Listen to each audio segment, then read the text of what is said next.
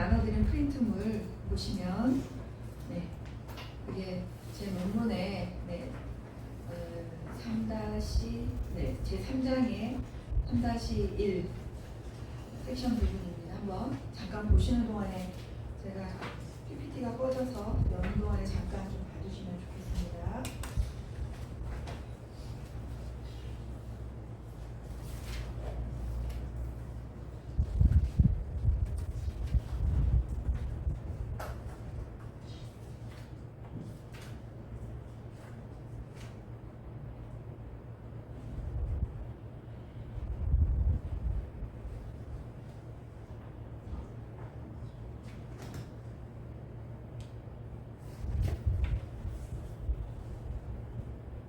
이게 나눠드린 유인물이 프린트물이 오늘 강의할 내용이고요. PPT를 띄워줬네요. 지난 시간이 2달 전이라서 네, 평안하셨나요? 네, 벌써 계절이 바뀌어서 여름이 됐습니다. 제가 누가와 바울이 말하는 여성 이해라는 주제로 논문을 썼고 그 논문을 통해서 지금 지난 첫 시간에 1세기, 1세기 로마 사회, 유대 사회에 대해서 그때 그 시대의 여성들은 어땠는지 종교적으로 또 사회적으로 또 그 가정 안에서 살펴봤는데 기억이 나실 거예요. 요즘 또 1세기에 해당되는 내용들이 트렌드처럼 많이들 공부하고 계신다고 하더라고요. 그리고 오늘은 본론으로 넘어가서 누가가 말하는 여성에 대해서 보려고 합니다. 누가가 말하는 여성은 사도행전과 누가복음이 어차피 한 권이다시피 하다고 그런 건 다 알고 계시니까 누가행전에 등장하는 그 여성들의 역할과 그 의미를 좀 삼감으로 말미암아 누가가 말하는 누가의 관점으로 보는 여성은 어떤지를 좀 살펴보고자 합니다. 자, 보시면 자, 이 누가복음에 많은 분들이 이 누가는 여성의 복음이다. 누가는 선교적 복음이다. 그리고 또 보시는 것처럼 여성을 남성과 동등하거나 더 중요한 존재로 본다. 또 그리고 제자화됨을 또 보고 있다.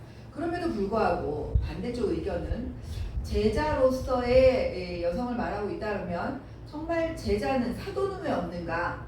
바울이 유니아 사도를 말하긴 했지만 그 부분에 대해서 또 그리고 가정 안의 문제에 대해서 얘기하는 거 보고 아니다.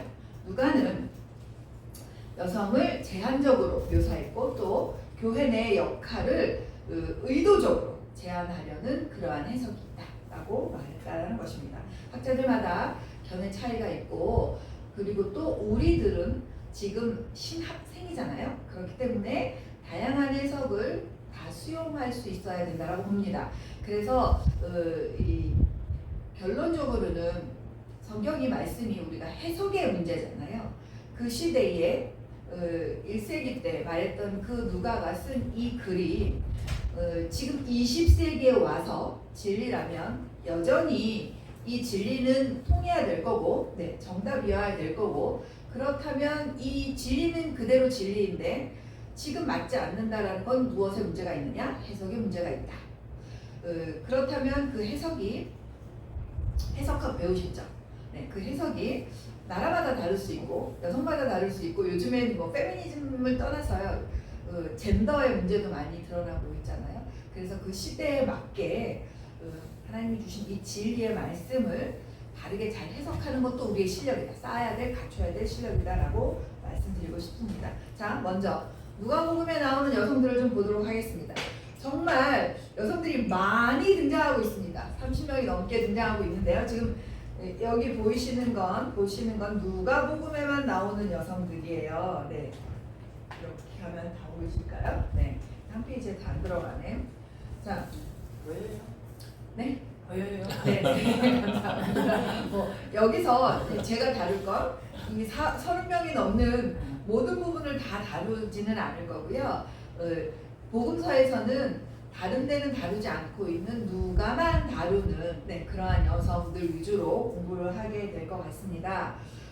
이 신학자 쉐버그에 따르면 이 다른 복음서에 비해서 누가복음의 이 여성과 여성 집단에 대한 이 언급이 엄청 많다라고 이야기하고, 또 그 남성에 대한 말보다 여성에 대한, 그러니까 이렇게 많이 30명이 넘는 여성이 나오고 있음에도 불구하고 몇 번이 나오냐가 또 중요하잖아요. 그럼에도 불구하고 이 빈도수는 남성이 확연히 높다라는 거예요. 그러면 과연 이 누가는 여성 편인지 남성 편인지 긍정적으로 말하고 있는지 부정적으로 말하고 있는지 그래서 제 논문의 주제가 될 수 있었다라는 것입니다. 자, 저는 누가와 행전에 나오는 이 여성들의 특징을 4가지로 분류해서 보았는데요. 오늘 나눠드린 유인물은 첫 번째 돌봄과 치유의 대상으로서의 여성, 2가지 누가복음의 본문을 가지고 다루고 있는데, 그리고 그 다음에는 선교의 주체 파트너로서, 또 제자로서의, 또 성령의 수혜자로서 이렇게 4가지 부분으로 나누어서 여성들을 살펴보았습니다. 또 본문 말씀과 사건을 살펴봤죠.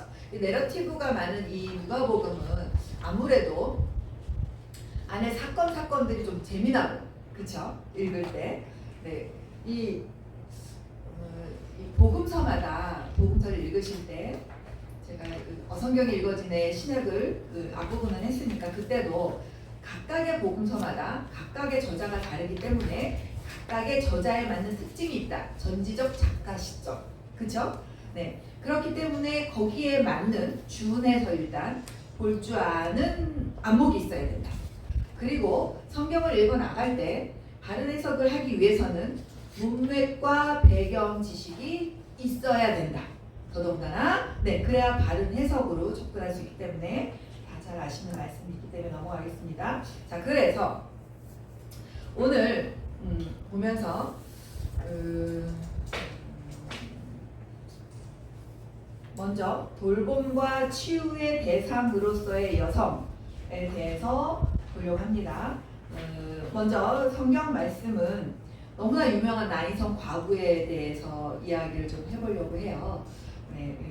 이름은 없지만 나인성에 사는 과부 이야기입니다.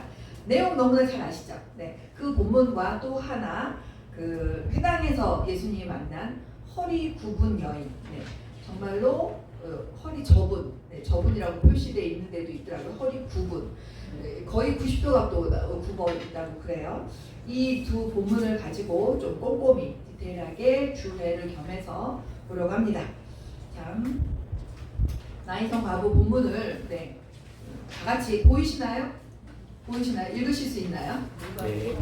아니면은 성경을 찾아서 보셔도 될 것 같고, 자, 천천히 한번 읽어보겠습니다. 시작. 후에 예수께서 나인이란 성으로 가실새 제자와 많은 무리가 동행하더니 성문에 가까이 이르실 때에 사람들이 한 죽은 자를 메고 나오는 그의 독자요 그의 어머니는 가브라 그 성에 많은 사람도 그와 함께 나오거늘 주께서 가브를 보시고 불쌍히 여기사 울지 말라 하시고 가까이 가사 니 웬 자들이 하는지라 예수께서 이르시되 청년아 내가 네게 말하노니 일어나라 하시매 죽은 자가 일어나 앉고 말도 하거늘 예수께서 그를 어머니에게 주시니 모든 사람이 두려워하며 하나님께 영광을 돌려 이르되 큰 선지자가 우리 가운데 일어나셨다 하고 또 하나님께서 자기 백성을 돌보셨다 하더라. 예수께 대한 이 소문이 온 유대와 두루 퍼지니라. 아멘. 감사합니다. 이거는 지금 AI가 요 옆에 사진을 형성한 건데요. 보시면 우리가 이 본문 말씀 먼저 사진을 잠깐 보면 성에서 지금 장례 행렬로 나오는데 사람은 이거보다 훨씬 많았을 것 같아요. 제가 보고자 하는 건 이 관이에요. 관에 대한 장례, 우리와 그 유대 그 시대와 장례 문화가 다르기 때문에 우리가 관 그러면 정말로 관짝이 떠오르는데 그게 아니라 이렇게 군대로 직진 가문, 그래서 저렇게 침상 같은 모양, 저런데 단상 같은데 그저 시체가 올려져 있는 이러한 형태로 시체가 나갔다라는 것입니다.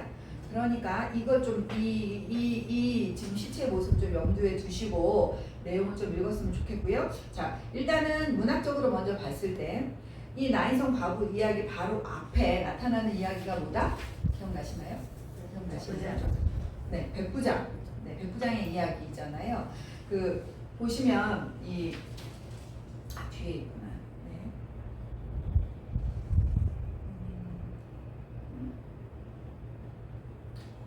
잠시만요. 지나갔어요. 네. 제가 이거를 PPT를 안 넘겨 그대로 AI로 보여드리고 있어서 네, 이거 말고 제가 네, 자 보시면 누가의 문학적 기법 되어 있잖아요. 짝 이루기. 누가는 이런 식으로 남성과 여성을 언급할 때마다 여성을 단독으로 두지 않고요. 남성과 짝을 이루어서 다루는 기법을 네, 지금 나인성 과부에서도 네, 백부장과 같이 끼어 있을 수 있고 또 사가라와 마리아, 시몬과 안나, 백분할 정도 나인성 과부 지금 나와 있죠. 또 이런 양의 비유와 이런 드라크마의 비유. 이런 드라크마는 그 다음에 선교와 선교 주체로서 선교 파트너로서의 여성에 대해서 말할 때 제가 다룰 거고요. 또 불의한 재판가가 억울한 과부 이야기도 이런 식으로 잘 이렇게 희한하게 왜 그랬는지 모르지만 짝을 이루었고 또 이 나인성 과부 이야기 뒤에 나오는 이야기가 세례 요한과 그 다음에 세례 요한의 그 제자들과 예수님의 만남을 이끌어가는 그러한 내용이 나옵니다. 이 뒤에 세례 요한은 여전히 예수님이 여기까지 온 행로를 보면서 제자들에게 가서 예수님께 물어보라 그러죠. 우리가 기다리던 그가 바로 당신인지를.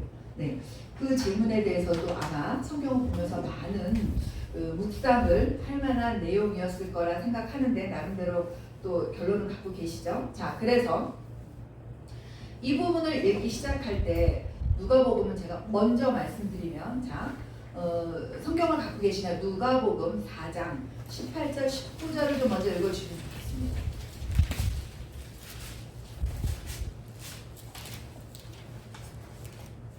누가복음 4장 18절부터 19절. 주의 성령이 내게 임하셨으니 이는 가난한 자에게 복음을 전하게 하시옵고 내게 기름을 부으시고 나를 보내사 오래된 자에게 자유를 굶은 자에게 다시 오게 하며 전파하며 눌린 자에게 자유롭게 하고 주의 은혜를 전파하게 하려 하시니라. 네. 자, 이건 누가복음에 적혀 있지만 어디에 나와 있는 이야기일까요? 말씀일까요? 이사야서에 나와 있는 말씀이잖아요. 예수님은 나사렛이란 당신 동네에 오셔서 그 회당에서 이사야서를 들어서 실제 그 말씀을 읽으면서 자증적 설교도 하셨고 너희들이 기다리던 그가 바로 나다. 그 메시아가 바로 나다. 라고 계속해서 끊임없이 말씀하고 계시는데 바로 누가복음에서는 이 4장 18절부터 19절까지 나와 있는 이 말씀을 4장에서 적어놓고 나타내놓고 선포해놓고 이제부터 예수님은 이 말씀대로 이루어 가시는 것입니다. 즉 내가 메시아임을 끊임없이 계속해서 보여주고 나타내고 가시는 것이라는 것을 머리에 두시면서 그 다음에 31절부터 35절도 한번 읽겠습니다. 4장 31절부터 35절 다 같이 읽겠습니다. 졸리니까 갈릴리에 가보나 그분야에 내려오자 사실들이 가르치시되 그들이 그 가르치심을 보라니 이는 그 말씀이 본이라 있음이로라. 회당에 더러운 귀신 들린 사람이 있어 큰 소리 들어 이르되 아 나사렛 예수여 우리가 당신과 무슨 상관이 있나이까 우리를 멸하러 왔나이까 나는 당신이 누구인 줄 아노니 하나님의 거룩한 자니이다. 예수께서 그리스도를 이르시되 잠잠하고 그 사람에게 나가라. 귀신이 그 사람을 우리 중에 넘어뜨리고 나오되 그 사람이 상하지 아니하리라. 네, 자 보세요. 이제 가르치기 시작한다라고 되어 있습니다. 그렇죠? 그 말은 즉 하나님의 통치가 시작됐다라는 것입니다. 그러면서 6장으로도 한번 넘어가 보겠습니다. 6장 20절부터 22절입니다. 시작. 예수께서 눈을 들어 제자들을 보시고 이르시되 너희 가난한 자는 복이 있나니 하나님 나라가 너희 것이며 지금 줄인 자는 복이 있나니 너희가 배부름을 얻을 것이며 지금 오는 자는 복이 있나니 너희가 웃을 것이며 인자로 말미암아 사람들이 너희를 미워하고 멀리하고 욕하고 너희의 이름을 악하다하여 버릴 때에는 너희에게 복이 있도다. 네, 아멘. 자, 예수님께서는 인간의 모습으로 이 땅에 오셔서 우리들 가운데 함께 거하시면서 이제 공생애를 시작하시면서 가장 처음에 6월절을 기준으로 예수님은 절기를 따라다니셨거든요. 그래서 성경 읽어진에서도 우리 가르칠 때 절기를 기준으로 가르쳤는데 절기를 기준으로 보면 6월절을 기준으로 보면 첫 번째 6월절에 하신 일이 성전 청결 사건, 두 번째 6월절에 하신 일이 뭘까요? 안식일에 베데스다 연못, 그 병자 38년 된 병자 고치신 일, 안식일과 성전을 먼저 건드리셨잖아요. 이 유대인들에게 가장 중요한 것 두 가지입니다. 그들의 삶의 근간이 되는 두 기둥, 성전과 안식일이죠. 이 두 가지를 건드리시면서 성전의 주인은 나다, 안식일의 주인도 나다, 내가 그다를 얘기하고 계십니다. 즉 이제 예수님께서는 예수님을 기다리던 그 백성들에게도 그렇고 바리새인에게도 그렇고 해당장 사두개인 그들에게도 그렇고 또 헤롯 대왕에도 그렇고 저 로마에도 그렇고 저 열방을 향하여서도 그렇고 예수님이 앞으로 하실 모든 일을 뭐다? 내가 누구인지를 저들에게 나타내어 주는 거. 무엇으로? 예수님이 하는 일들로 말미암아, 하는 말과 일들로 말미암아 내가 누구인지를 보여주고 납득시키고 설득시키고 해야 되는 일이잖아요. 우리는 이미 완전한 말씀을 받아서 또 성령을 받아서 우리는 예수님이 누구신지 너무나 쉽게 믿고 있지만 그때 당시에 400년 동안 하나님은 잠잠하셨다라고 얘기했던 그때 그 말기에 망해가는 그 시대에 포로 시대 때부터 시작해서 그들은 성전이 없었고 회당에 모이기 시작했고 그동안에 말라기를 지나서 이제 신구약 중간시대 400년 동안에 단 한 번도 그 어떤 선지자도 나오지 않았고 이제 세례 요한이 나타남으로 말미암아 말라기에서 말한 그 오려고 준비했던 오고자 했던 그 엘리야가 세례 요한인가 하면서 세례 요한의 그 심판의 메시지를 듣고 있는 이들 앞에 예수님이 나타나신 거예요. 그렇죠? 그러니까 이들이 오늘 읽은 말씀 중에도 그렇고 예수님을 하늘에서 내려온 선생, 하늘에서 일어난 큰 선지자 뭐 이런 식으로 얘기하고 있잖아요. 이들은 그동안에 하나님의 말씀을 듣지 못했단 말이죠. 400년 동안. 이제 세례 요한으로 말미암아 심판의 메시지를 듣고 있는데 이제 심판의 메시지를 하는 세례 요한 앞에 나타난 예수님은 무엇을 말씀하시나요? 구원을 말씀하고 계시는 거잖아요. 그렇기 때문에 그 구원을 실질적으로 이 조전사님 구원이라 하면 내가 1억이 있으면 내가 모든 것들을 다 정리하고 살아날 수 있어요. 근데 내가 너 도와줄게 500만 원을 갖다 준 사람하고 1억을 갖다 준 사람하고 누가 더 고맙겠어요? 그렇죠. 실질적으로 내게 필요한 1억을 다 준 사람이 엄청 고맙고 구원이 절실함으로 확 오겠죠. 예수님의 사역을 제가 여성에 국한돼서 보기 봤지만 이 예수님은 정말 그 여성들에게 정말 필요한 것들 실질적으로 내게 내가 로또 당첨되면 너 1억 줄게 와 당장에 1억 주는 거 하고 뭐가 더 고마우세요? 당연히 당장에 내 필요한 걸 당장 그러니까 로또 당첨되면 1억 줄게 내가 지금 1000만 원 줄게 어느 게 고마우세요? 1000만 원이 고맙죠. 당장이 고맙죠. 사람의 감동은 실질적으로 일어나야지 감동이 있대요. 그런 것처럼 지금 예수님께서는 그저 말로 구원만 외치는 것이 아니라 그저 말로 메시아만 외치는 것이 아니라 가장 가난하고 힘들고 소외되고 약한 그들을 찾아가서 고치시고 살리시고 먹이시는 걸 우리가 볼 수 있는데 먼저 이 나인성 과부의 이야기만 보더라도 예수 사역의 특징이 정확하게 무엇인지 우리들에게 알게 하고 있다는 것입니다. 자, 제 지금 나눠드린 거에서도 3페이지에 앞부분에 좀 보시면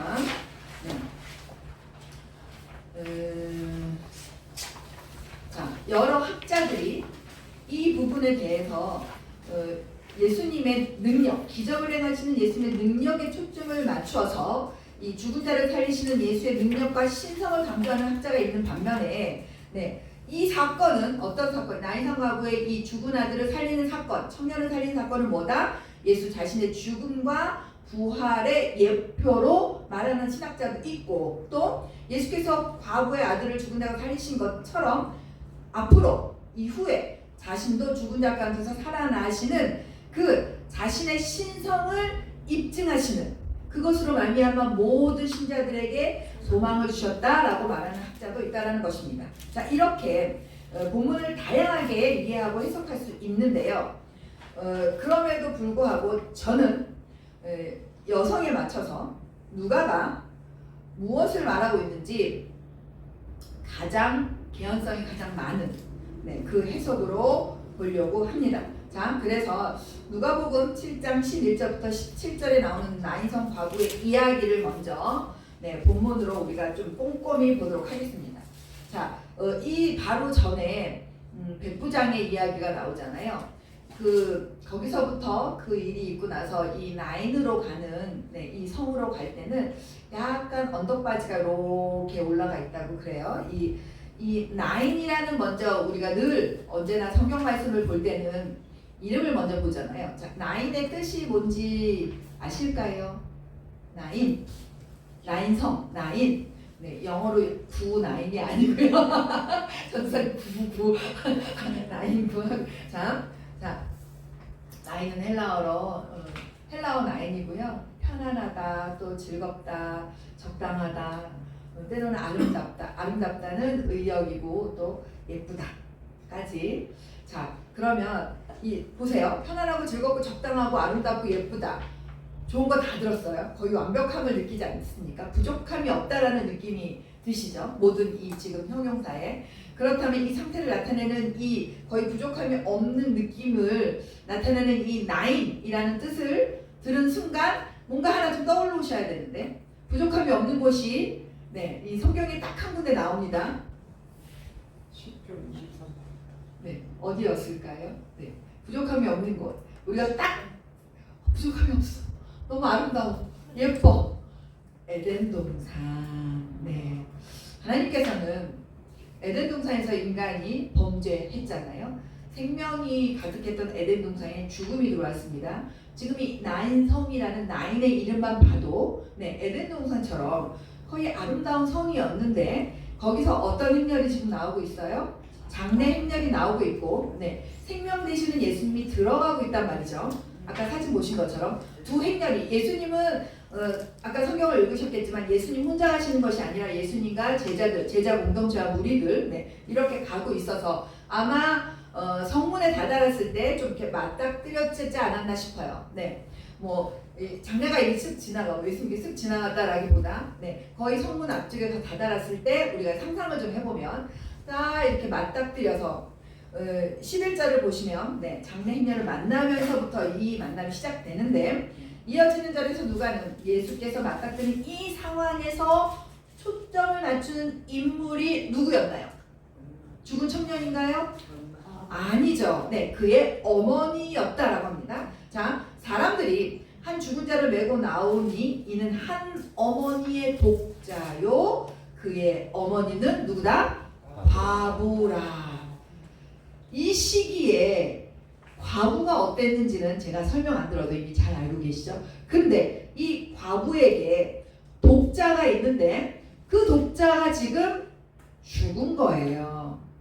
그렇다면 자식 여럿이 있어도 자식이 죽으면 어떤 마음인지 엄마의 마음은 너무나 잘 아실 텐데 이 시대의 과부였으면 아들만 바라보고 살았을 텐데 그 아들이 하나 있었는데 그 아들마저도 지금 죽어서 그 장례 행렬이 아마도 동네에서 그래도 나름 인정받고 살았는지 많은 장례 행렬이 있었다 그래요. 정말 불쌍히 본 거겠죠. 많은 장례 행렬이 오는 가운데 예수님께서는 과부를 보시고 13절에 나오죠. 불쌍히 여기사 울지 말라 하시니 과부를 보시고 불쌍히 여기사 스플랑크니조마이 불쌍히 여기사 우리는 이 용어에 지금 동그라미를 쳐야 됩니다. 자, 죽은 아들의 어머니에 관한 정보를 누가는 이미 알고 있었고 꼭 미리 적어놓아요. 쌍으로 한 어머니의 독자요 그의 어머니는 과부라. 기가 막힌 이 서술 아니겠어요? 자, 그래서 이 예수의 감정과 관심을 더하여 다음과 같이 기록한다라고 제가 적었는데 주께서 과부를 보시고 불쌍히 여기사 울지 말라 하시니 라고 되어 있습니다. 자, 잘 보세요. 지금 생명이었던 곳에서 에덴 동산에 생명 그 자체였던 곳에서 죽음이 들어옴으로 죄가 들어옴으로 말미암아 죽음이 있었어요. 지금 예수님께서는 우리를 구원하고 살리시려 이 땅에 오셨는데 그 에덴 동산 같은 나인성에서 죽음을 맞닥뜨리고 계십니다. 생명 그 자체 되시는 예수님이. 상황을 잘 비교해 보시면 좋겠어요. 자, 그리고 나서 우리는 예수님께서 뭐라고 말씀하시느냐? 예수님께서 이 여인에게 과부를 먼저 보시고 불쌍히 여기시고 그 다음에 울지 말라라고 말하는 예수님이십니다. 우리가 잘 보세요. 그 남편이 있었지만 이 여자는 남편을 잃어버렸어요. 네, 그 삶 속에서 독자 아들 하나 보고 살았는데 이제 그 아들마저 이제 죽었습니다. 그러니 이 예수님은 그 상황을 너무나도 딱 보자마자 불쌍히 여기사 스플랑크니조마이. 그러니까 우리는 혹시 연애를 하시다가 사랑을 하시다가 헤어져 보신 경험이 있나요? 그래서 그 사람 때문에 가슴이 쪼개지는 우리 권순아 전도사님하고 웃으세요. 그런 절절한 사랑의 과거가 있으신가요? 있으세요? 네. 아유 듣고 싶어라. 그 러브스토리. 자, 우리는 보통 어른들이 이 가슴이 쪼개지는 아픔이라고 표현을 많이 하잖아요. 근데 이 유대인들은 이 장이 더 중요했나 봐요. 창자가. 네, 그래서 창자가 끊어지는 고통을 이야기합니다. 불쌍히 여기사라는 말은 바로 잘 아시잖아요. 이 말은 창자가 끊어지는 고통을 느끼고 있는 그 말이거든요. 그 말은 우리가 어떨 때 그렇게 느낄 수 있나요? 그 일이 내 자식 일이래야 내가 그렇게 느껴지는 거고 내 남편 일도 좀 하나 그만큼은 아니더라고요. 자식 일만큼은 아니더라고요. 맞아. 남편이 아픈 것과 자식이 아픈 것 따지면 남편보다 자식이 더 창자가 끊어지진 않지만 가슴이 더 미어지고 아픈 것 같아요. 어쨌든 이게 왜 일어나나요? 요즘 세대에서 말하는 공감, 능력, 공감. 네, 예수님은 이 공감의 능력이 대단하셨던 것 같아요. 지금 세대가 공감이 부족해서 다들 상담소를 찾아가고 있잖아요. 아무도 내 말은 하고 싶지만 들키고 싶진 않고, 공감받고 싶지만 말하고 싶지 않고, 만나고 싶지만 혼자 있고 싶고. 요즘 젊은 애들이 그래요. 그래서 만났지만 핸드폰하고, 대화 안 하고, 서로 얼굴 눈 안 마주치고, 같은 공간 안에 핸드폰하고.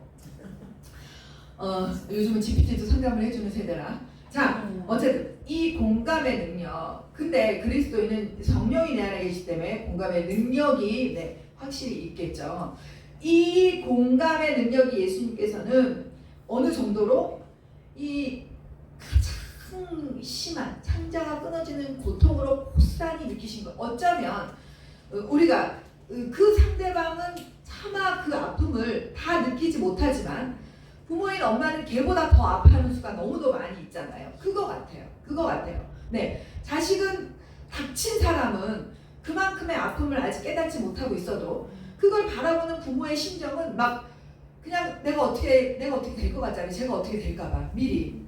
그런 그 부모의 마음으로 창자가 끊어지는 고통을 느끼고 있는 예수님을 우리가 볼 수 있습니다.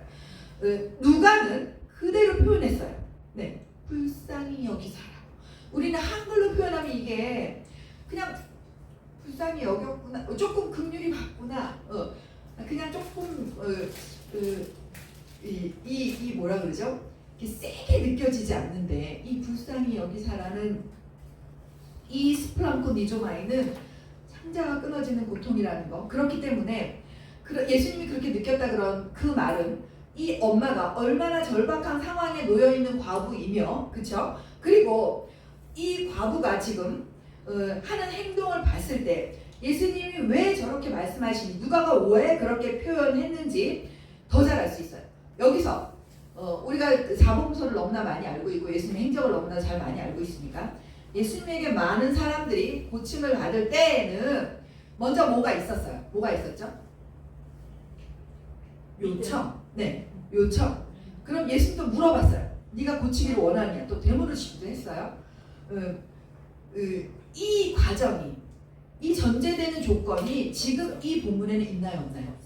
없어요. 네, 자신의 아들을 살려달라고 말하지도 않고 요구하지도 않고, 네, 이 치유 대상자의 믿음이 언급되지도 않고 강조되지도 않고, 그냥 그러면은 때로는 우리가 중풍병자 보면 본인은 가만히 있지만 주변 친구들이 들고 내리잖아요. 그럼 주변인이 도움을 청했느냐?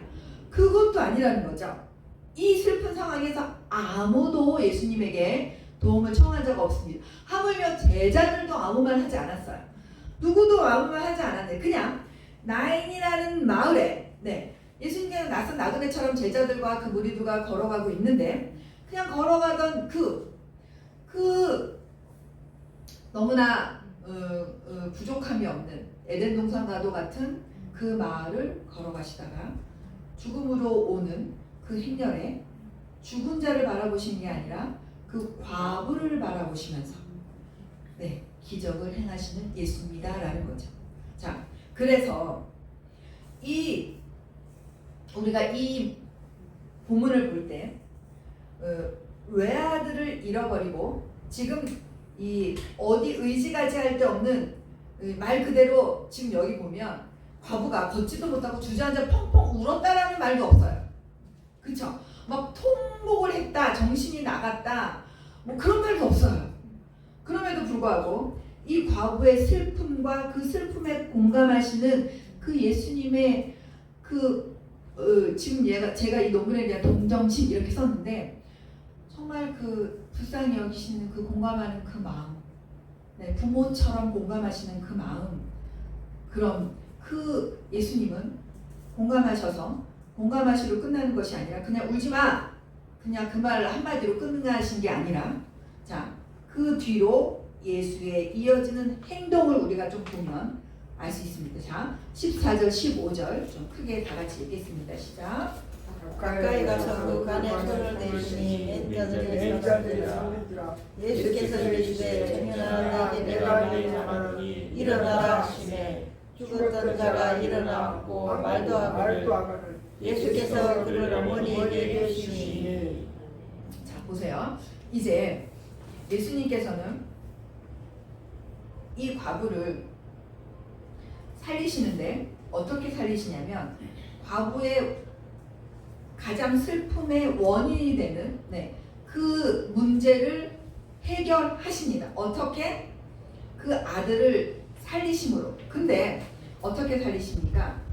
과부의 아들을 담고 있는 관에 손을 대시잖아요. 그러면 예수님은 거룩하신 분인가요? 맞죠? 거룩하신 분이죠. 근데 이때의 그 율법의 의식으로 보면 이 관을 만지고 시체를 만진다는 건, 네, 거룩한 행위인가요? 부정한 행위인가요? 부정한 행위죠. 그러면 거룩한 이 부정한 걸 만지면 어느 쪽이 오염이 되나요? 같이 부정해진다라고 하죠. 네. 근데 예수님께서는, 거룩하신 예수님께서는 그 부정한 것을 만짐으로 말미암아 거룩이 바뀌는 게 아니라 부정한 게 거룩해지는, 네, 우리의 이제 이 공식처럼 막 머릿속에서 성립이 되셨죠. 예수님께서는 우리의 죄를 담당하셔서, 네, 그것으로 말미암아 그 죄를 다 사하시고 우리와 함께, 네, 부활하셔서 우리를 또한 부활할 수 있게끔 만들어주신 분이시잖아요. 온전한 구원을 이루신다라고 말했었죠. 지금 그 행위가 여기서 그대로 나오고 있다라는 것입니다. 예수님께서는 부정한 시체를 만짐으로 말미암아 그 부정을, 네, 거룩하게 하시고 죽은 아들을 살려내심으로 말미암아 부활을 이루셨어요. 즉 죽음을 생명으로 바꾸셨단 말이죠. 예수님께서는 이 땅에 왜 오셨죠? 우리를 살리시려고. 네, 이거는 그냥 철칙이잖아요. 자, 그렇다면 지금 하나만 더 보면 지금 예수님 혼자 계신가요? 아니죠. 제자들이 있어요. 이 제자들은 앞으로 뭐가 될 거죠? 교회 공동체를 이루어 나가고 교회를 세우고 교회를 창립할 이 제자들인데, 그렇다면 이 제자들 앞에서 지금 이 모습을 보인다라는 것은 앞으로 이 제자들도 이 일을 해야 되는 거고 교회도 이 일을 감당해야 된다라는 얘기잖아요. 살리는 일 무조건적으로. 자, 보겠습니다. 제가 거기에 부정해진다라는 얘기는 논문에 민수기 이야기도 썼고, 네, 누가복음 10장에 있는 사마리아인의 비유 얘기도 썼는데, 자, 예수님 스스로가 부정함을 입음으로 말미암아 이 땅에 죄인의 모습을 갖고 오셨잖아요. 죄인의 형상으로 이 땅에 오셔서 예수님의 그 죽음으로 말미암아 거룩함을 입게 된 우리들을 지금 이 사건으로 보여주고 계신다라는 거. 여기까지 이해되셨죠? 자, 근데 예수님께서는 이제 살리시고 나서 얘기합니다. 뭐라고? 청년아, 내가 내게 말하노니 일어나라 라고 명령하시죠. 그랬더니 죽었던 자가 앉아서 말을 하기 시작합니다. 자, 그리고 나서 예수님은 너무 친절하시고 좋으신 분이신 것 같아요. 이 청년을 또 어머니에게 돌려주는 장면이 나오고, 네, 이러한 이야기가 마지막 부분까지 이 어머니를 연민으로 돌보시고 이 행위에 초점을 두고 기록하고 있는 누가의 관점을 보자라는 것입니다. 네. 자, 모든 사람들이 옆에 있던 사람들이 어떻게 했죠? 하나님께 영광을 돌렸습니다. 그러면서 하나님께서 자기 백성을 돌보셨다라고 말합니다. 자, 지금 제가 아까 말했던 것처럼 누가복음 4장에서 시작했던 그 이사야서의 말씀, 예수님 자증적인 그 이사야의 말씀, 그 구약의 예언을, 이사야의 예언을 이루어 가시는 중이다라고 말씀드렸습니다. 누가복음의 이 성경을 읽을 때 역사적 맥락과 좀 배경을 같이 읽었으면 좋겠는데, 그렇게 누가복음은 생각보다 엄청 디테일하게 꼼꼼하게 구조적으로 잘 짜여진 이야기다라는 것입니다. 자, 이제 그 백성을 돌보셨다고 말함으로 이 이야기가 마무리 짓는데요. 자, 돌보시다에 해당되는 헬라어 앱스케토마이. 자, 앱스케토마이 이 단어, 하나님이 자기 백성을 위해서 능력을 나타내셔서 하나님의 백성들에게 은혜를 베풀어 주시는 것을 가리킨다라는 것입니다. 그래서 제가 거기에 예제의 말씀도 적어 놓았습니다. 자, 이 누가에 있는 이 특수자료 나인성 과부의 이야기는 그 다음에 그 앞에 나온 백부장의 이야기와도 상호 대조가 되고요. 그 다음에 자, 먼저 이 백부장의 이야기 또한, 백부장의 이야기를 들으면서 구약에 누가 생각난다? 백부장의 이야기를 보면서 구약에 누가 생각난다? 나만 장군도 떠오르시죠? 네. 자, 둘 다 누가는 처음부터 이방인을 위한 이 글을 쓴 거잖아요. 즉 선교를 위한 글이죠. 자, 이 백부장의 하인이, 그리고 치료가 필요한 백부장의 하인, 그리고 나아만 장군도 치료가 필요했어요. 근데 둘 다 이방인이었고, 근데 이 백부장의 하인은 유대 장로를 통해서 고침을 받았고, 나아만 장군은 여종을 통해서 또 고침을 받았잖아요. 둘 다 예수님도 못 보고 선지자도 못 봤어요. 보지는 않았지만, 대면하지 않았지만 이들이 고침을 받았습니다.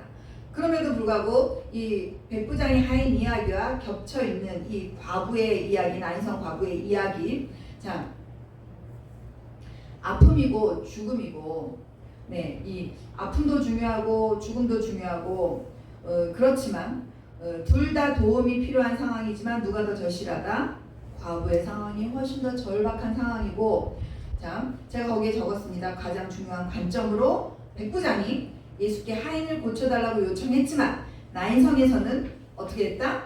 예수께서 주도적으로, 주권적으로, 과부를 불쌍히 여기시고 직접 행동하시고 직접 말씀하시고 직접 관에 손을 대시고 그리고선 청년아 내가 내게 말하노니 일어나라 말씀으로 치유하셨다라는 것입니다. 그래서 누가는 백부장의 이야기를 보면서 믿음을 강조했지만 순종을 강조했지만 이방인임에도 불구하고 이 백부장으로 볼 수 있는 게 세 가지가 있잖아요. 그 군인으로서 본인이 살아온 그 삶에 맞춰서 똑같이 말씀에 순종했던 거. 이방인이지만 믿음이 있었다라는 거. 근데 이 여인의 이야기에서는 스스로 예수님께서 자기 백성을 은혜로 돌보시는 이 예수의 연민이 있다라는 거죠. 제가 제 동생을 보면서 제 동생이 저한테 언니 내가 아픈 거를 고치기 위해서 하나님 앞에 회개도 했어 새벽 예배도 드리고 있어 말씀도 봤어 내가 뭘 더 해야 돼? 다 했잖아 내가 뭐라고 기도할까? 이거 사단이 하는 짓이야 하나님이 하는 일이야? 이렇게 막 물었을 때 제 안에 제가 지난번에도 말씀드렸는지 모르겠는데 제가 팔복의 말씀 산상수훈의 말씀이 떠오르면서 그저 그냥 숨 쉬면서 예수님 들이쉬면서 들숨과 날숨에 예수님을 찾고 아무것도 모르겠거든. 내가 뭘 더 해야 할까? 그대로 하나님 내가 뭘 더 해야 될지 모르겠어요. 그냥 주님 예수님 나를 좀 도와주세요. 이렇게 찾으면 안 될까? 제가 그랬어요. 그 말은 곧 뭘까요? 그냥 나를 좀 불쌍히 여겨주시라는 거. 이게 돈이 많고 부자가 이게 안 되나 봐요. 그냥 나를 좀 불쌍히 여기는 마음, 그냥 애통해하는 마음, 그냥 자복하는 마음 다 같은 거잖아요. 그게 각각의 마음이 아니에요. 팔복도. 그게 완전체를 말하는 거잖아요. 한 사람이 다 갖추어야 될 거.